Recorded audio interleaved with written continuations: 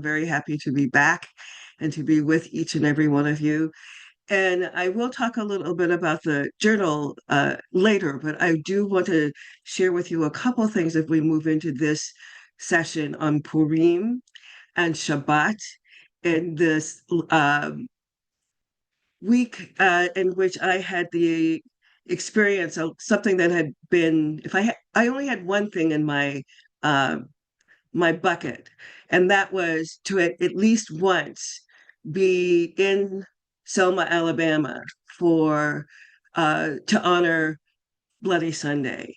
As it happened this past Sunday, I was in Selma along with several hundred Jewish women, including a strong contingent of Jewish women of color and men, uh, Jewish women and men, to do exactly that.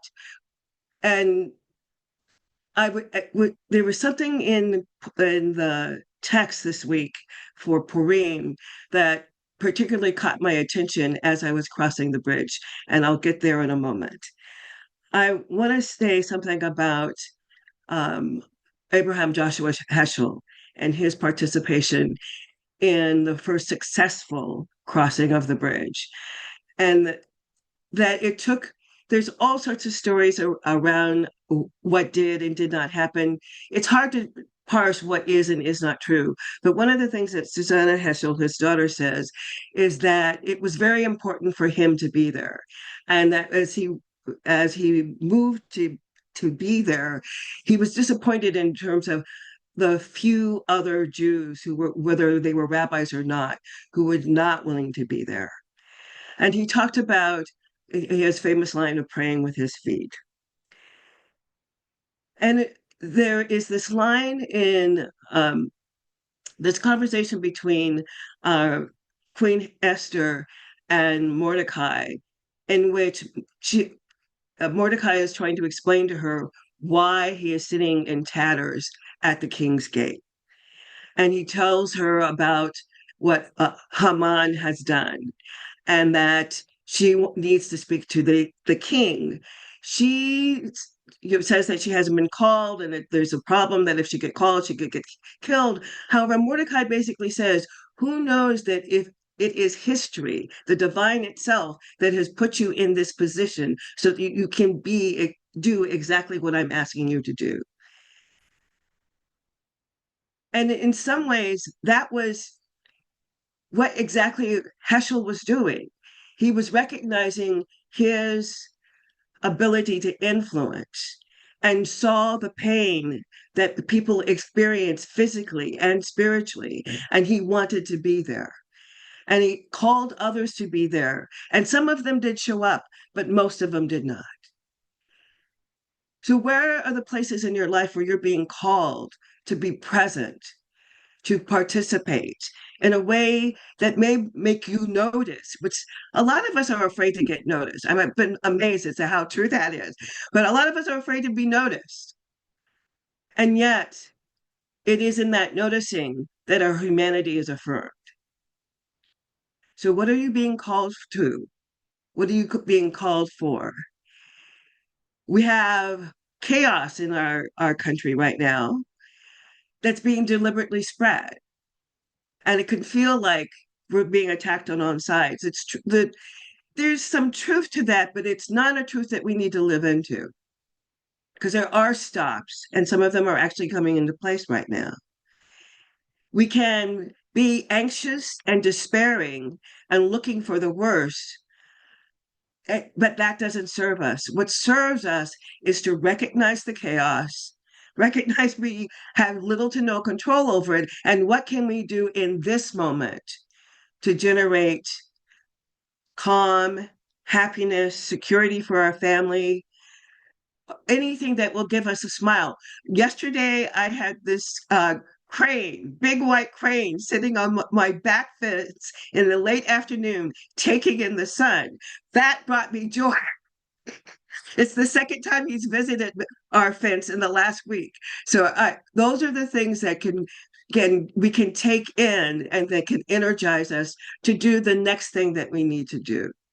So as we move through this meditation, I invite you to open to yourself, to the places where there's angst, to the places where there's worry, to whatever it is that is congesting your heart with tightness, congesting your chest with tightness.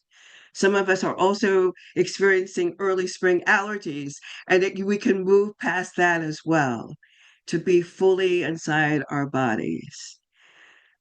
So, as we begin or continue, I invite you to take a deep breath with me on the count of four.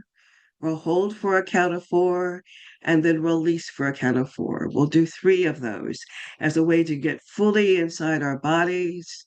In that pause, whatever arises, arise and let it go. And one, two, three, four,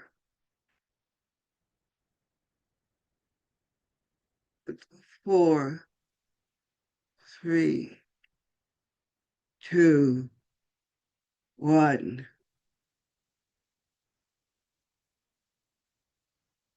One, two, three, four,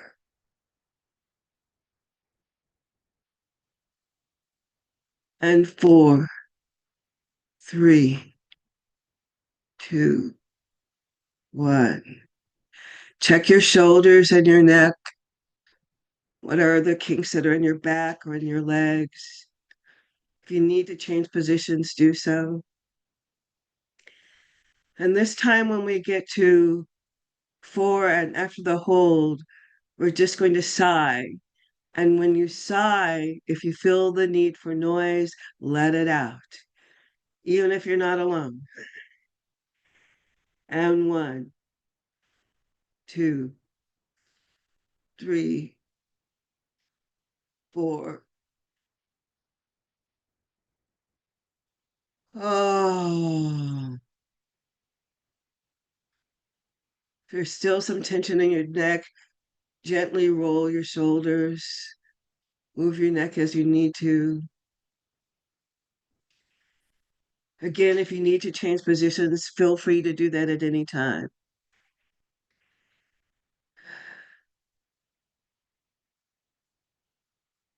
And we're going to continue to do just a little more deep breathing.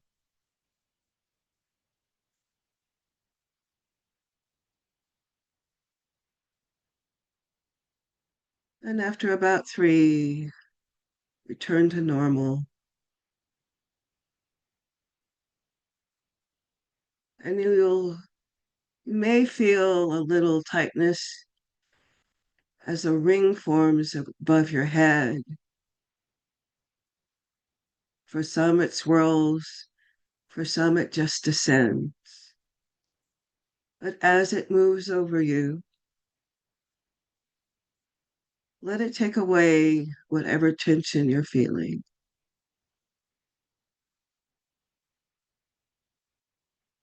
So over your head and moving across your forehead and the back of your head,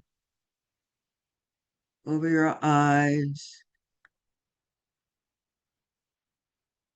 your nose, your mouth, neck.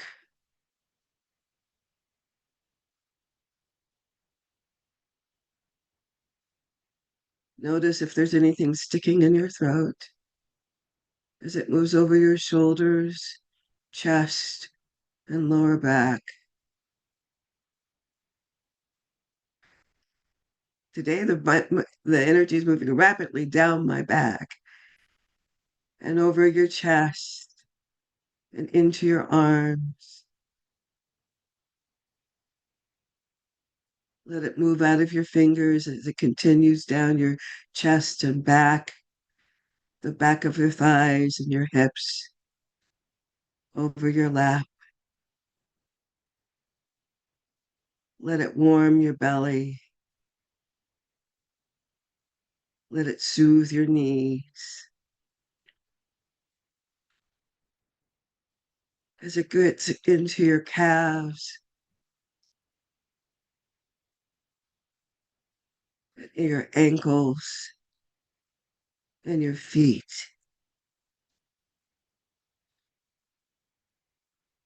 And regardless of the position of your feet, let the energy move all the way through your feet and go down, down, down, down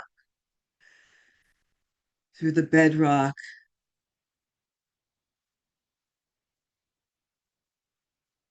to the lower layers of the earth. Just let it go.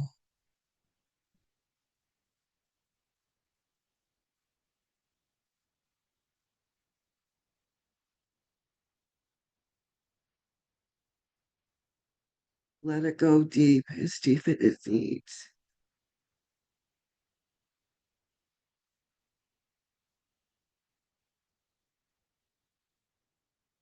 And when you are ready, anchor yourself.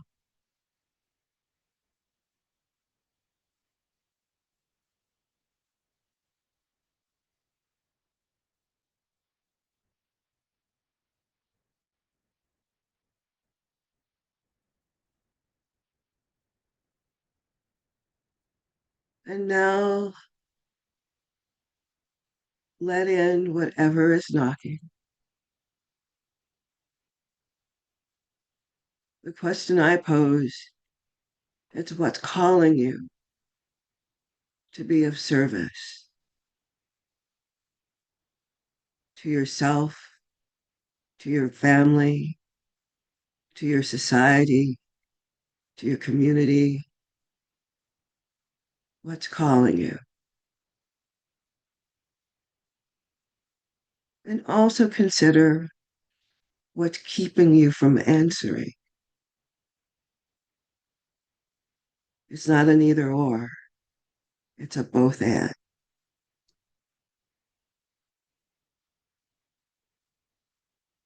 So over the next few minutes, just be with what is there.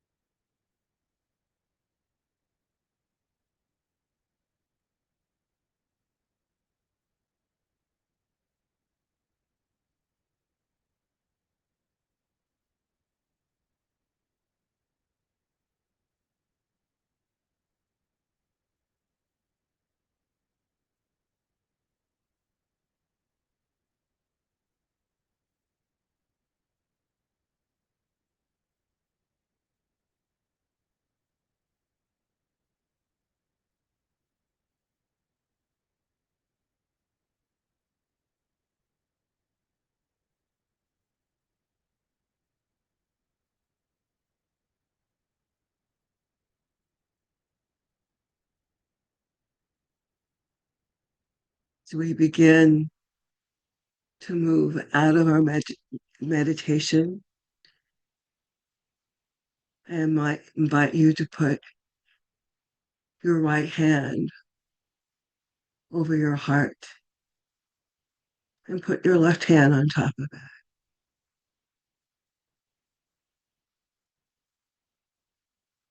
And as you breathe, feel the beating of your heart. It's pumping.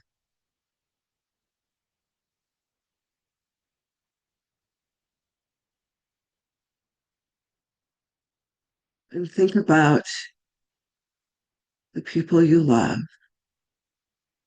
and maybe even a few of the people that you don't love too much.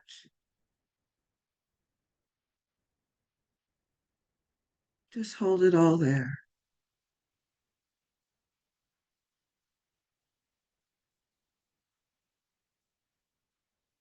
And feel your capacity for love. And let it fill you.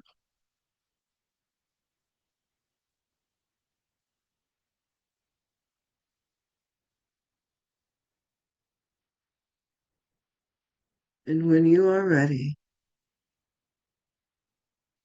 I invite you to extend your left hand out, up, whatever is comfortable.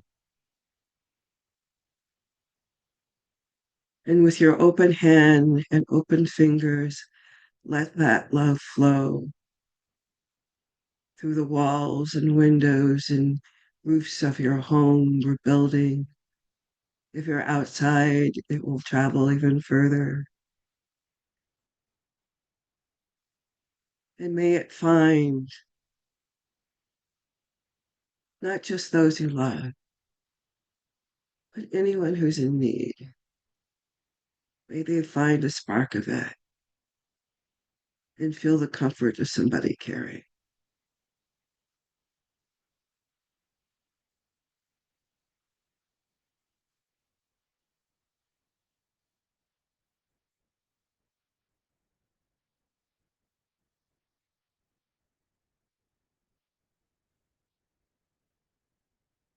And now bring your hand back to your heart.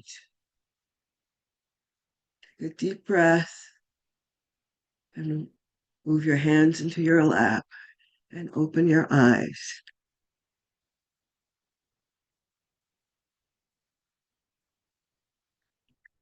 Thank you, dear ones.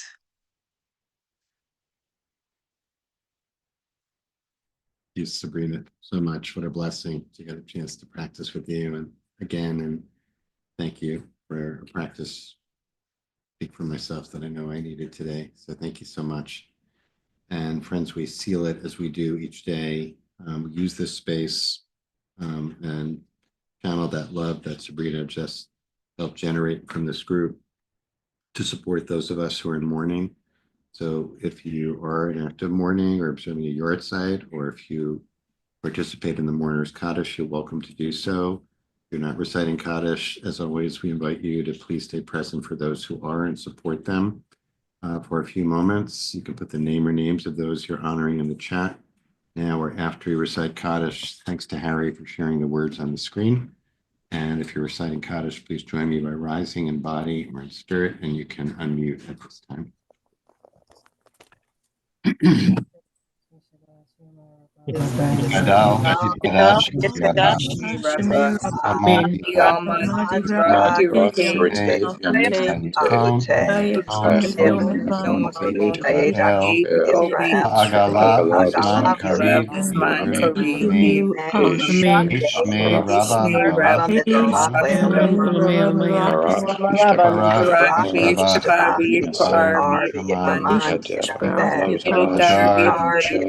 Love, made to kucha, Shema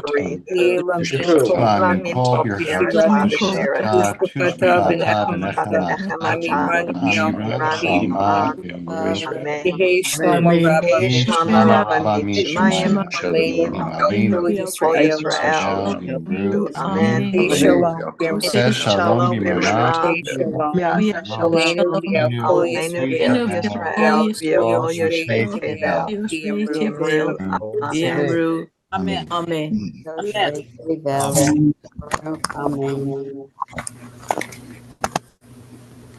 And friends, thank you so much for joining us today.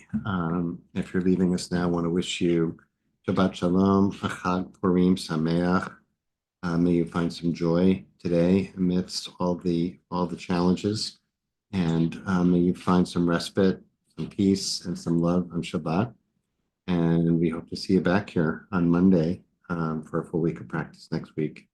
Thanks to Harry for holding our space as always, beautifully. And thanks to our teacher today, Sabrina Sojourner, for leading us. So good to have you back, Sabrina.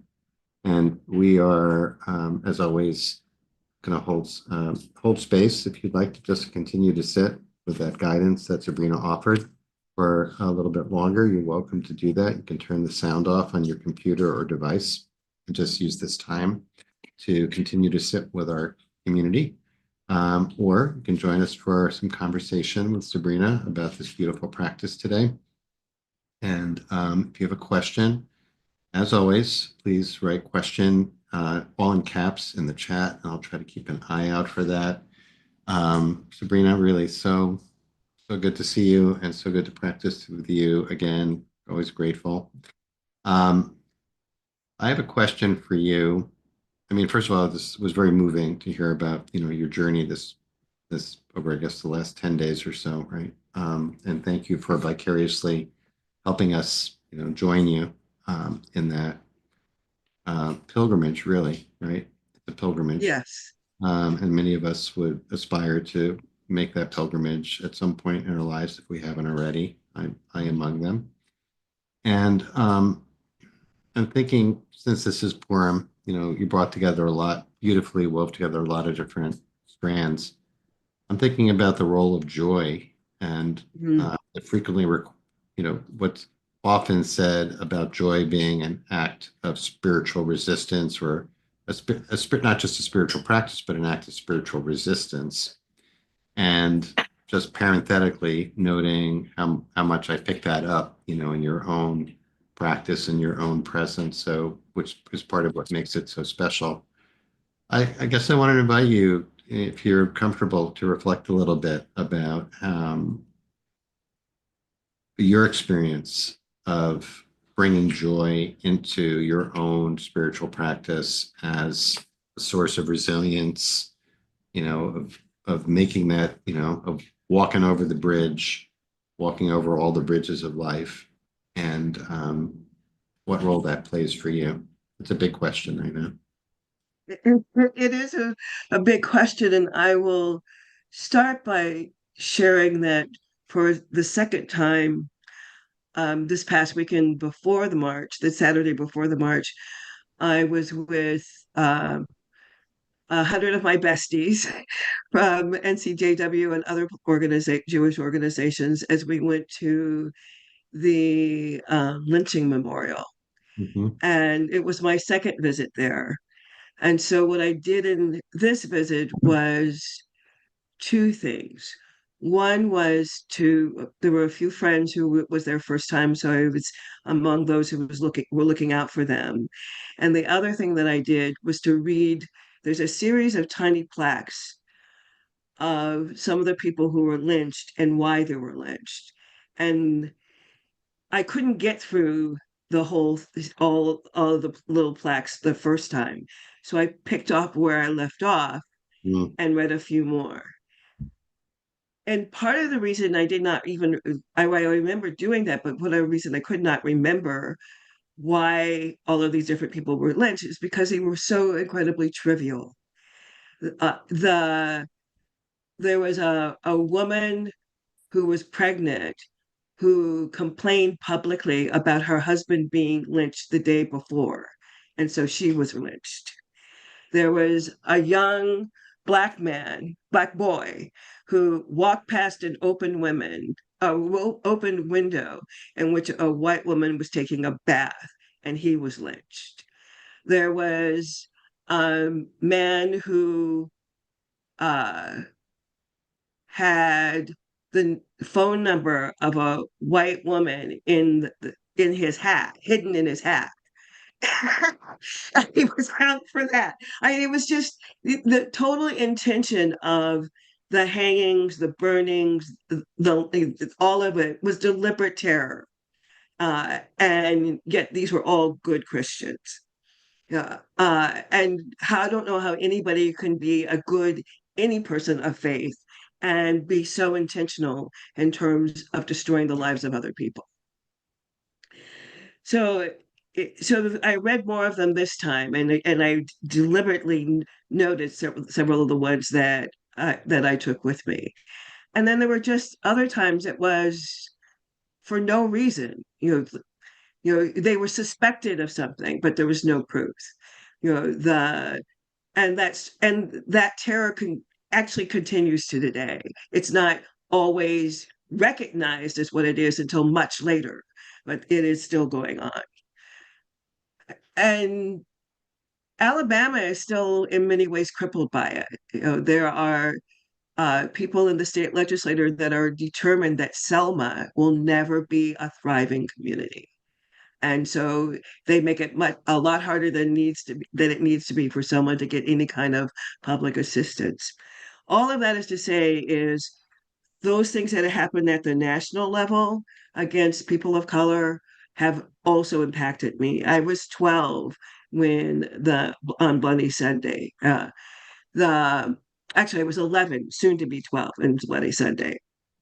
My larger point being is that my parents taught me that I needed to honor the horror and not let it suck the life out of me. And whether it was personal or public, but which public message is directed towards me and other Black people, other people of color, that I don't have to take it on. I need to do what I need to do to heal me. And when I know what to do to heal me, I need to aid others in healing if they will let me. And my point is that, as Heschel so well said, uh, some of us are guilty and all of us are responsible. So we need to do what we can. And when we live in terror, when we live in confusion, when we live in fear, we are robbing ourselves, we are robbing our families, we are robbing our communities of the joy that we are entitled to. And the the fastest way for somebody to take something from us is to make us afraid to have it. So if we're looking for security and we're looking for somebody to say we're secure, we're actually asking the wrong question. I can be secure anywhere and everywhere I go. I may have a moment of fear in that, but when I walk through that door, I want to own all of who I am. Otherwise, I will miss way more than what's being offered to me. Mm. Thanks for all of that. Thanks for all of that. Um, uh, there's you have some beautiful reflections in the chat, and I'm just trying to like weave that together a little bit with what you just said, and also the invitation that you offered us to attune ourselves to what we're being called to do. Mm-hmm. And also, I really appreciated how you also gently invited us to consider the things that get in the way, and both, as you said, both and it's reflected in the chat, of the confusion that people feel like called to do. So much needs to be done, right? And there's so much that gets in the way. And what's the role of caring for oneself or attending to the call to take care of ourselves, such as we're doing right now, as part of that, right? And the confusion that that might engender, like, how can I be sitting here taking care of myself when there's so much? Wouldn't it be better for me to spend this half hour writing letters or making calls or something like that, right? So I don't know. Do you relate to that? Do you like, Oh, yeah, I do. If we are always spending ourselves, we have nothing to give. Mhm. When there are multiple times in the day when I take to get up away from my computer when I'm writing. I may want to write one more line, but it's not coming to me, or whatever it is. I need to get up and walk and and look at the weather, complain about it being cold, complain about it being hot, get something that'll help regulate that. And sometimes I just want to go step outside Yeah. and or even look Or outside what you and said see about the who's crane, what visiting you said me. about the crane, about the Yes. crane. At first I thought Oh, you meant well, like a construction crane, but no, it was one of those then I got big what you're, white cranes. got It's it. one of those seabirds who, when the West Coast gets a little too foggy and a little too chilly, in Riverbank, um, the newer communities and sections have multiple parks that are also places for flood control, because the San Joaquin Valley is an irrigated desert. It's the sixth largest breadbasket in the world in terms of farming and produce. And during the winter was when we get most of our rain. Mhm. This year, the rain was late. However, when it came, it absolutely poured. And so we always have ducks around the canals, but we don't always have cranes or egrets or other small geese, which we had all of this year, which was really quite fun, especially when the ducks decided to have a convention on my way home from picking up my grandson from school. I had to I had to move very, very slowly because I didn't want to run them over. And fortunately, the person behind me felt the same way, so they didn't honk while I was while I was moving so slowly. But it was very interesting. But so we have a lot of birds around, and we have a lot of ocean birds around, So and there's we have some, a lot of that sounds like migration you're as well. getting, I'm just Yeah, getting the vibe that you're getting a lot of joy yeah, I'm getting a lot from of joy. nature. Yes, So and just like juxtaposing that, what you're sharing about that with the experience that you just had, yeah, in Selma and Mobile, and the horrors that you were just describing. And so it feels to me like you're modeling so beautifully for us what it means to stay connected to that call and also be able to um, renew yourself by noticing some small aspect of life that might go under otherwise unnoticed, like, oh, a crane, yeah. we've just had ducks. Now we've got a crane, right? Or an egret. But Maslow's hierarchy of needs, with any of us who studied any of the social sciences, probably entered at some point of our life. The problem with that hierarchy as it's taught is it's static. But that's not what Maslow's philosophy was about. He understood that it was dynamic, that we as human beings go up and down and around all of those things. And that so it's to call it a hierarchy actually misses that the thing that fuels it is our joy and our love and our connections in society and in family. Mm. Um, Thank you for that. That's on the bottle what you just said right there, and I'll sip that over Shabbat. Um, so we just have a couple of minutes, Sabrina, but maybe I want to. I'm interested, and maybe next time you're leading, which I know is coming up, also we can talk a little bit more about this. But maybe you can say a little bit about Casbar and uh, what it is, what it's doing, and what this project is going to be. We just have a couple of minutes, but if you can Okay. get us started, Well, and I'm going to I put in the chat a link about what Casbar is, and that it's from the I'm sorry, from the Jews of Color Initiative, which I guess is Yeah. funding this effort, right? Yes. Yeah. Yes. So, Gershom is the name of the journal, and we've specifically closed Gershom as opposed to Gershon because of the stranger there translation.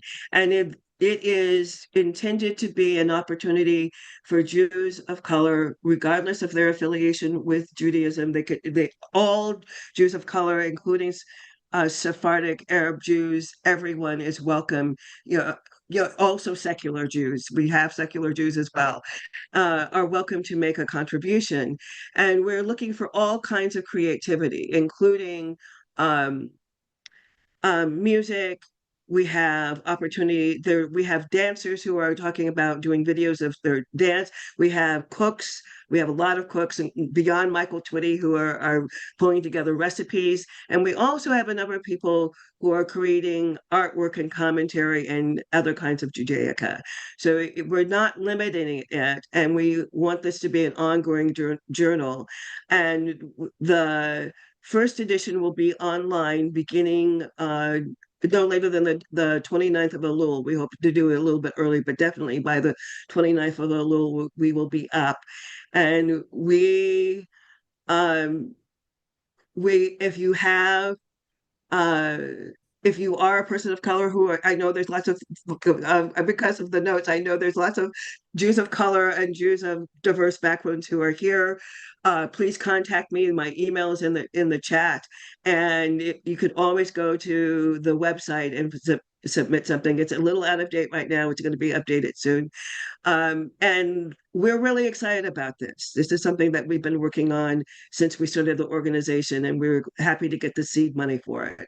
So please take That's a look at it and contact me with any questions you have. that's can't think of another word for that other than it's pretty cool. So pretty I'll cool, take pretty Sabrina. cool. I think it's pretty cool too. That's pretty cool.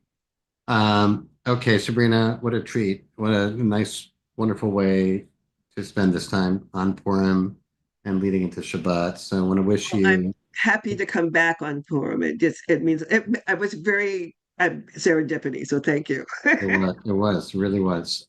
So may you be safe and well and continue Thank you. to heal and be well. And we'll look forward to seeing you next time. And same is true for all of you. Wishing everybody a sweet and restorative Shabbat. May you find your crane or whatever it is that's outside your window that will give you a little bit of joy, ground you, and a little bit of respite from the collective anxiety and tumult of the time, and be better able to tune into the call that we need to hear these days. All right, thanks to Great. Harry as well. Shabbat shalom, everyone. Chag Sameach.